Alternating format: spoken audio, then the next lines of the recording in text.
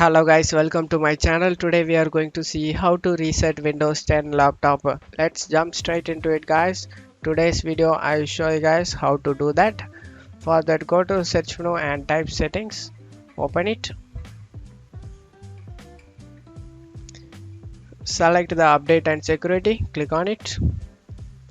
And in here left side you just need to select the recovery. And here is reset this PC. If your PC isn't running well, resetting it might help. This lets you choose to keep your personal files or remove them and then reinstall Windows. Click on get started and select keep my files, remove apps and settings, but keeps your personal files.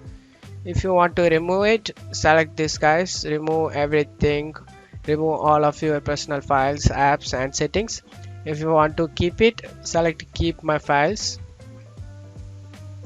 So this will require 5 GB of data guys. If you want cloud download or local download, just need to select your option guys. I'm gonna select local reinstall.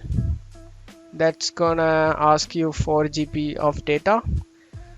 Current settings, restore apps and settings which came with this PC. Reinstall Windows from this device.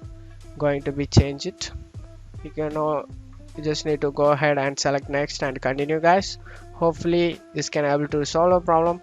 And that's it for today's video guys. Give me a like and subscribe. Thank you.